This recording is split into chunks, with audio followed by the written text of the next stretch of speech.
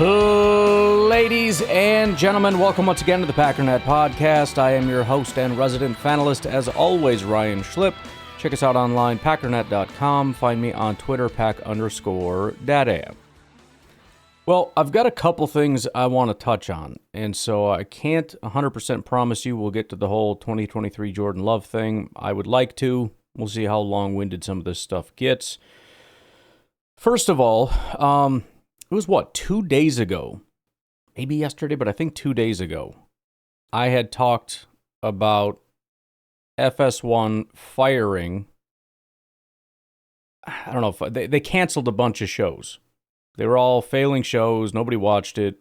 And I said, I don't know what direction they're going to go, but I'm curious to see if they're going to follow the model that is emerging, and that is bro-y media, because that is what's succeeding. Pat McAfee, Barstool, Bussin' with the Boys, and it took 24 hours for there to be an announcement that they made some kind of a deal with Barstool, which I'll be honest is pretty shocking. Barstool has been on the naughty list forever. They are outsiders, and the insiders hate them with a passion. But at the end of the day, FS1 is a failing network. They are massively trailing ESPN. They're trying to catch ESPN. Not that ESPN is doing well, but FS1 is in a situation where they can't even catch ESPN, which, by the way, is seeing some resurgence because of guys like Pat McAfee. So they essentially followed ESPN's model, canceled a bunch of their underperforming shows, and went out and did a deal with Barstool. Again, not exactly sure to this point what the deal is, but that's what they decided to do. I want to sit in this for a minute because I find this all fascinating. I don't know. I like big picture stuff.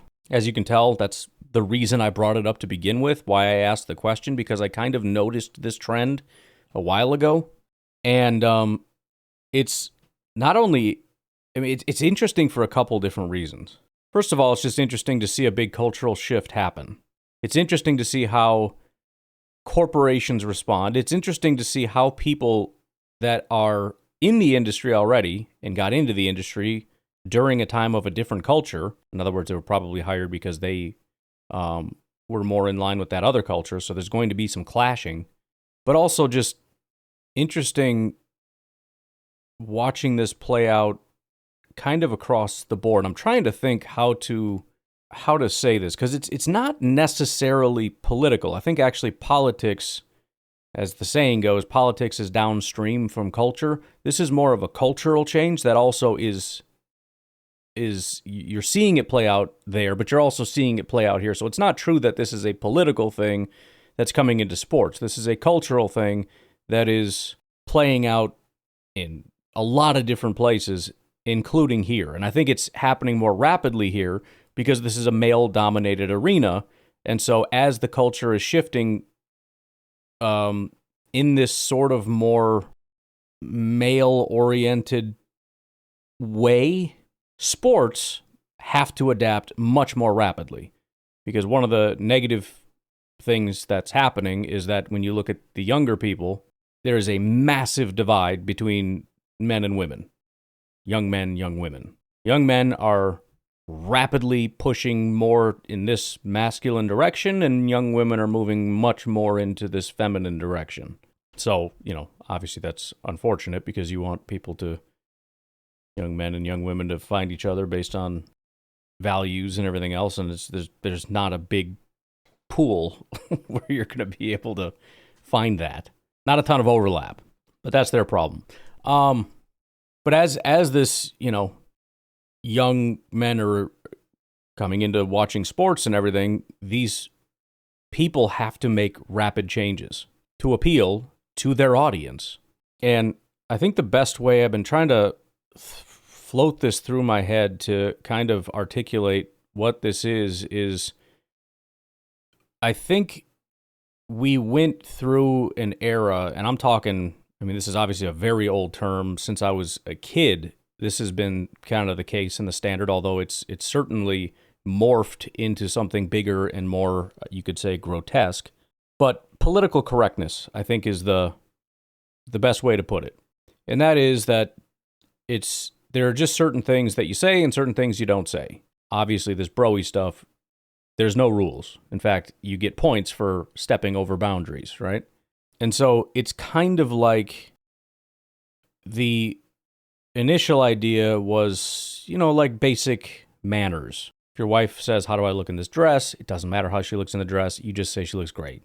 I think the biggest issue is that which most people kind of agreed with carried into a lot of different arenas. Some that people felt were unnecessary, where we're just kind of lying for the sake of whatever. And in other cases, in areas where people felt that it was actually wrong. In other words, we're lying and saying things that are not true, and what we're lying about is an immoral thing to lie about.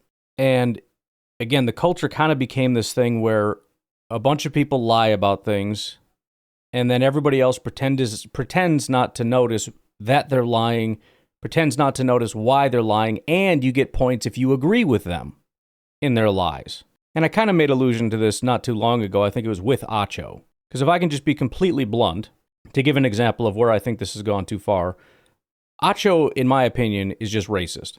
I think he's just a racist. I think his takes are racist. I think it's very obvious that that's the situation. He supports terrible players because of the color of their skin. He's very against other players because of the color of their skin. And rather than anybody wanting to call that out, again, it's not nice to notice that he's being racist. It's definitely not acceptable to say that he's being racist. And again, you get points if you actually agree with what he's saying. And I think this is where we've gotten to. And there is just kind of a big rebellion saying enough is enough, I'm sick of this. And for some people, it's refreshing to deliberately cross these lines, to deliberately, now we go too far and we tell our wives, no, you look ugly in that dress. I mean, not literally, but I'm just saying, like, we take it as far as you can take it just for the sake of, being maximally truthful. Again, as a rebellion to this thing that has gone way too far and has become grotesque. And I think the hilarious example of this was last night at the ESPYs. ESPYs, ESPN, Disney are kind of the poster boy for this politically correct stuff. I know they went out and got McAfee, but just in general, that's kind of their thing. And then they got this token McAfee guy to help them with their checkbook.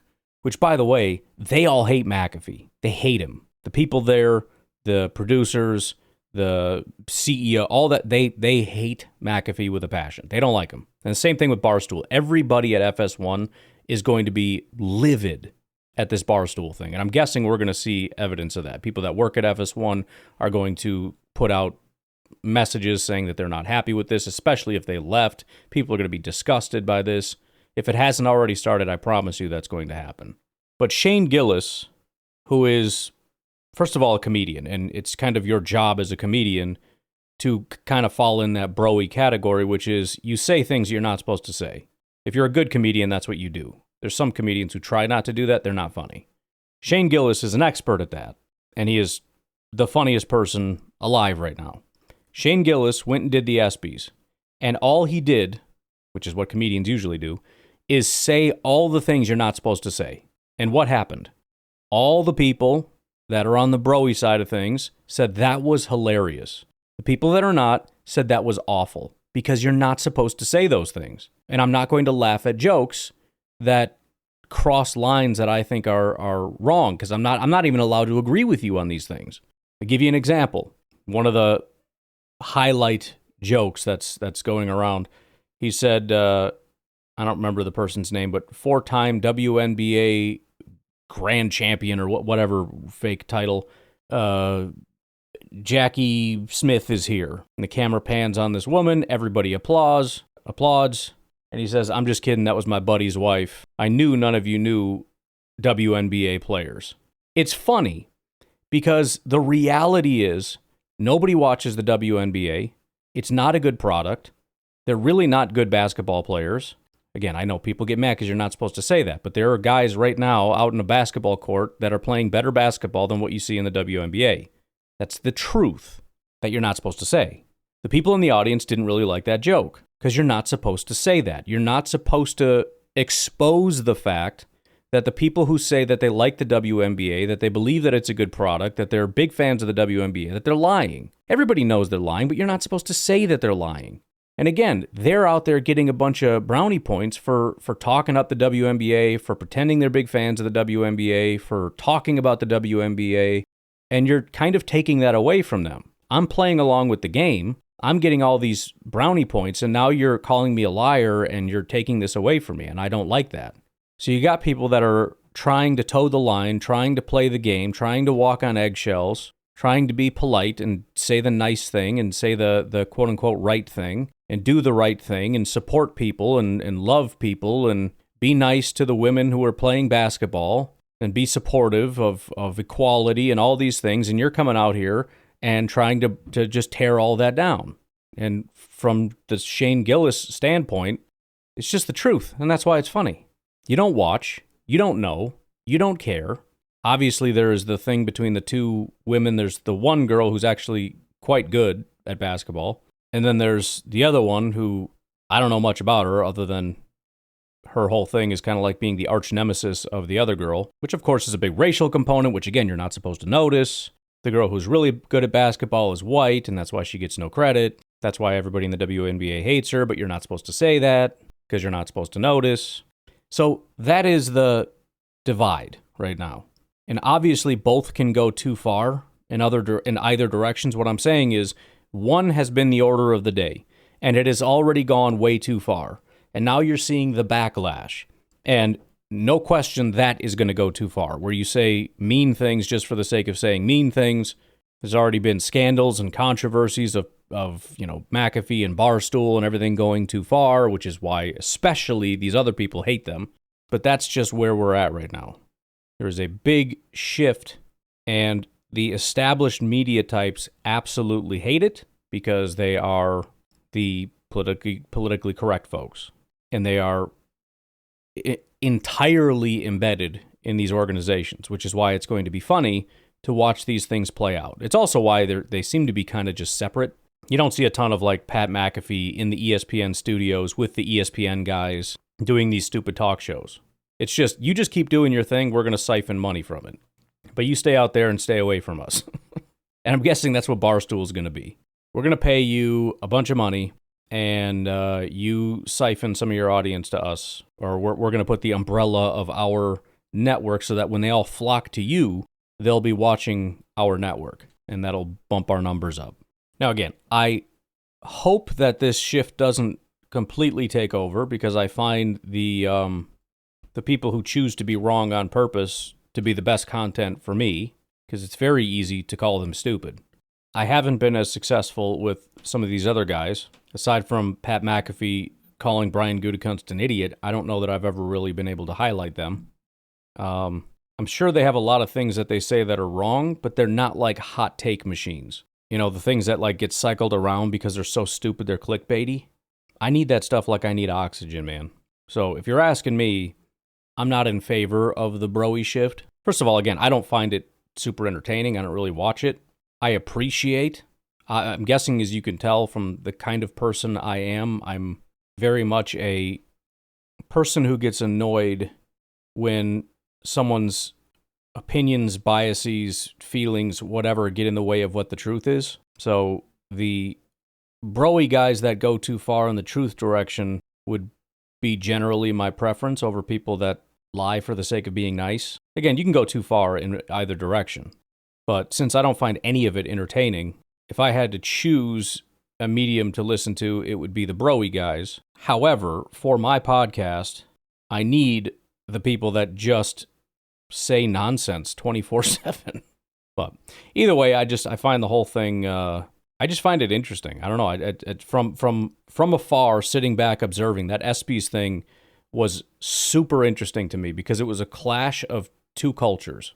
It is the emerging bro culture clashing with this established ESPN kind of culture that is, you don't say those things. And Gillis just said all the things you're not supposed to say, like just in a straight line. He said one thing you're not supposed to say, then another, then another, then another, then another. Went after Shedeur Sanders. Hilarious. Not supposed to say that. Told a Norm Macdonald joke. And Norm Macdonald probably my favorite comedian of all time. He is famous for telling a joke back when it was obviously much more topical about OJ. Well, Shane Gillis retold that joke because he thought it was funny, and he obviously also likes Norm Macdonald. And I think he knew he lost the audience at that point anyways. But it was funny because even back then, if you watch that clip of Norm Macdonald doing it, it goes out into the audience, and you can see Charles Woodson, who was, the prop in the joke, I guess. He didn't find it funny. The people sitting around him did not find it funny. Because again, it was a taboo subject that you're not supposed to talk about. Comedians, as a whole, that's their bread and butter. So instead of having the people that get up and they're like, you're all beautiful people, and this is such a beautiful evening, and you're all wonderful, and everything's wonderful, and you're all so talented, and everything's great. Again, kind of in that more feminine direction. You have dudes getting up, just making fun of everything, and the audience did not like it. It is, I mentioned kind of a cultural shift. It is a very obvious split between sort of masculine and feminine, if I may step on a few more toes. Very obvious, quick example. A lady goes up to her girlfriends and says, I'm feeling fat. Do you think anybody is going to say, yeah, for sure? No, you're beautiful, you're wonderful, you're everything, you're the stars and the moon, and it's great. You lie because it's the nice thing to do. That's one cultural side. Dude who's gaining weight goes to his guy friends and says, I think I'm getting fat. They're going to spend 20 minutes calling you a fat slob, idiot, loser. They're gonna that's gonna be the joke of the night. Gotta go to the bathroom. You need help getting up, fatty? Should we bring in a lift? Dang, bro, I think I heard your pants rip. Try not to break my toilet in there, all right? That is the difference in a nutshell. We have done for decades the, oh, no, you're beautiful. And we're shifting toward the eat another donut, fatty type of media. And again, that just, I don't know if I stepped on any toes talking about it. Again, I find it interesting. I like talking about topics that are actually happening. If somewhere in there somebody was offended by something, my bad. I'm trying not to step on people's toes, but I mean, it's just a thing that's happening that I'm observing. And again, that's why I called it out 2 days ago. But it'll be interesting to see. Obviously, if you're not a fan of it, just wait. Because like all things, anytime someone or something gets into power, they take things too far, and then there's a rebellion against it, and we go back in the other direction. So you just got to give it time. I don't know how long it's going to take, but it'll happen. Just got to wait it out, man. All right, we'll take a break. And on the other side, I want to talk about this second round issue. We've had a little bit of a breakthrough, and so I want to go ahead and do that right quick. We'll take a break. We'll be right back.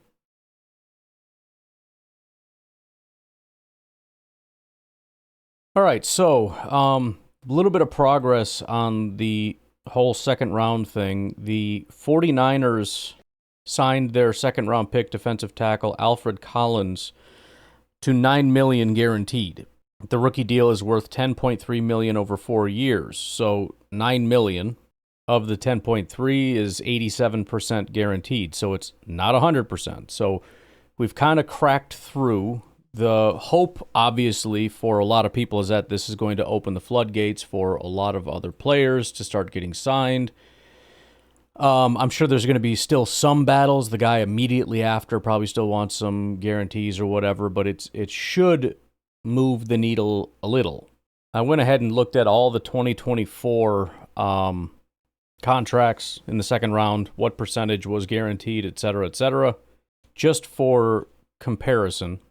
What the contract was, what the guarantees were, and what percentage that is. Alfred Collins was pick 43, big dude out of Texas. Pick 43 last year was Max Melton. Max Melton had 6.9 of his 8.8 total guaranteed, which was 78%. So, again, it's still a big bump. It went from 78 to 87. So it should move the needle enough to get some people to start signing. But it's also a big enough jump that some people might look at it and go, yeah, no, that ain't going to happen. In fact, it's actually a bigger jump than what some of these other guys got. So, for example, as I said before, the number 2 guy last year, Ladd McConkey, had 92% of his contract guaranteed. That is now 100%, so that's an 8% bump. The 33rd guy, then, the Cleveland Browns, said, fine, we'll just give 100%. They gave, well, not they, but Buffalo last year guaranteed almost 96%, so that's just a 4% increase. So the defensive tackle kind of settled for non-guaranteed money, which should seem like a positive thing, but I think, again, part of the misconception here, and I think it was my earlier misconception, is that second-rounders want guarantees. Obviously, that's silly, because if you look at how big this drops off, at the back of the second round, these guys are getting 50% of their contracts guaranteed. It starts high and goes low, so it's not about fully guarantees, it's about shifting the scale. And this guy, what's his name again? Alfred Collins actually shifted the scale more so. So it's not a question of whether or not Anthony Belton's going to get a fully guaranteed contract. It's a question of, okay, last year, let's see, so pick 54. Last year, pick 54 had 62% of the contract guaranteed. The Packers are probably looking to offer somewhere around 62% guarantees. And interestingly enough, if you look at it, there is every single one of these is like in a very linear line. So obviously they all play off each other. There's no situation where it's like 95%, 92%, 88, and then it goes back up to 93 because of a negotiation.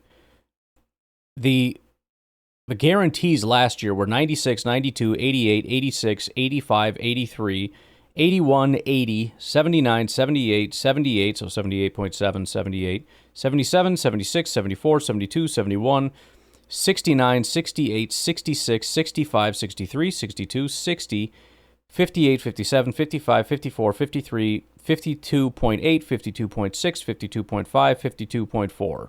So you can see why this is happening because, again, as far as the negotiations, there was not even a single team that broke from this. There was not it just was kind of, okay, you give 96, so we're going to go down from there, we're going to go down from there, we're going to go down from there. There's sort of an established thing. And that established thing has obviously been kind of disrupted, and they're trying to find that medium. And again, as much as this seems like it's kind of a positive, that, hey, this guy signed and it was less than guaranteed, I don't know that it is, because it really, it just shifted up the scale. So now, if you are, let's see, where was he picked again? 43. So if you're 42 through 35, now we got to figure out this scale from there. So Mason Taylor was taken 42. So he's not going to take less than 87% guaranteed. So now the New York Jets, who probably, let's see, what was 42 last year? They were looking at about 78.7. They're saying, we're going to guarantee this, 78, 79, maybe we'll even give you 80. Well, now Mason Taylor and his agent are going, okay, no, you're going to give us closer to 90.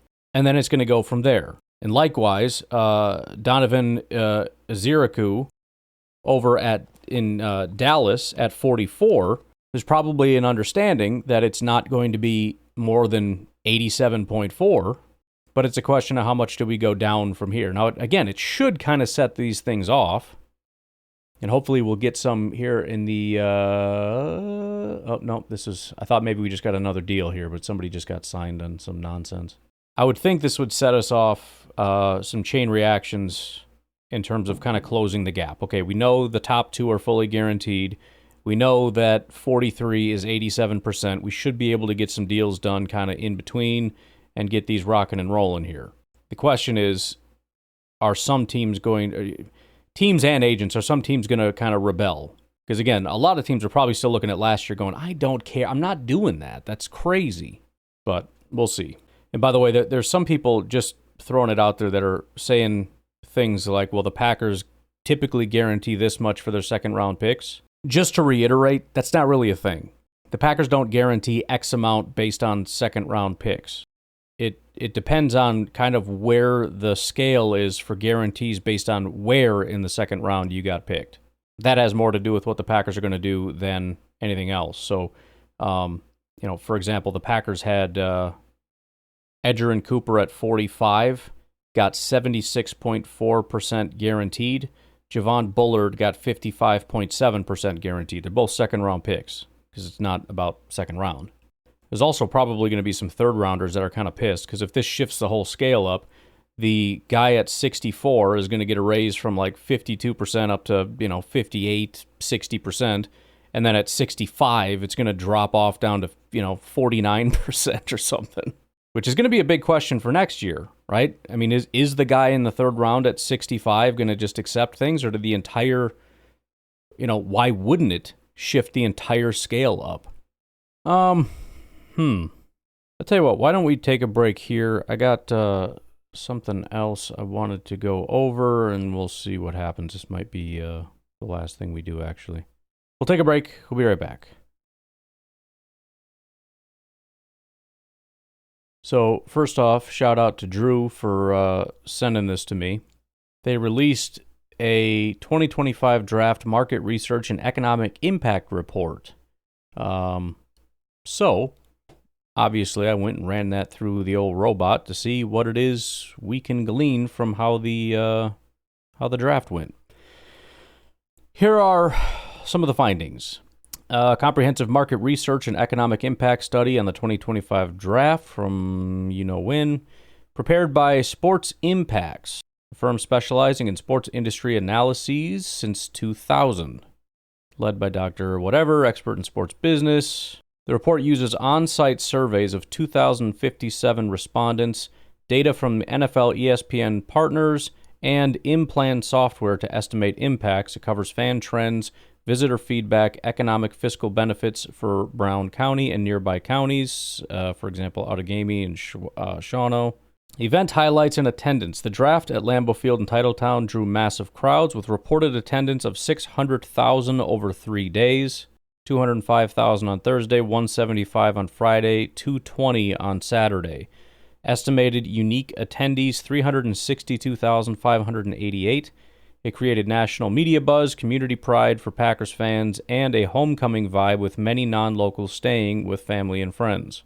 Key market research findings. 69% of attendees were from Wisconsin, 31% from out of state. Top states are Illinois at 5.1%, Minnesota 4.7%, and Michigan at 3.7%. Group breakdown, 24.5% were locals from Brown County, 29.9% day commuters drove daily from outside Brown County. That would be my family and I. 21.4% stayed with family and friends. Highest percentage in 25 years of studies showing strong regional ties. 24.2% paid for overnight lodging.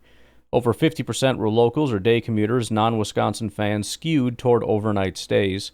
Attendance patterns, even split on multi-day versus single day, locals more likely to attend all 3 days, overnight payers less likely for just 1 day.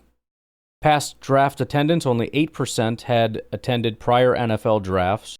Lower than events like the Final Four or College World Series, suggests draft draws more regional fans tied to the host rather than pilgrimage travelers. Fan feedback among prior draft attendees. 60% said 2025 venue was the best ever. 83% rated it better than past. 61% said Green Bay was the best host city. 89% rated it better. So, to try to parse that out, that's because that's really important and really awesome. Of the people who had been to other drafts, 60% said that the venue was the best that they'd been to. 61% said Green Bay was the best host city of all the drafts they've been to. 83% said it was better than past events or past venues. 89% rated it better than other host cities. In other words, pretty much unanimous that this is one of the best, if not the best, drafts that people had been to. The majority, over 50%, agreed that this was the best. 90% plus rated the draft experience at Lambeau Titletown as excellent to good. Same for Green Bay as the host. Top likes, atmosphere/crowd. 30% chose atmosphere as their top likes. 13% chose the draft stage. 12% said Lambeau. 10% said food and beer. 9% said activities. Suggestions that people made in terms of, I guess, how to make it better. 21%, the highest, said nothing. 16% said cheaper food or beverage. 14% better crowd control or lines. 12 to 13% better food options/bathrooms. On-site observations, event was well organized, fun, and family-friendly. Of the people there, 88% had visited Green Bay before, 73% even for non-Wisconsin fans. So even people from not Wisconsin, 73% had been to Green Bay before. Among the first-timers, 84% said the experience exceeded expectations. 66% said it greatly surpassed expectations. Less than 4% said it fell short. I mean, again, just to kind of reiterate what a phenomenal job Green Bay did.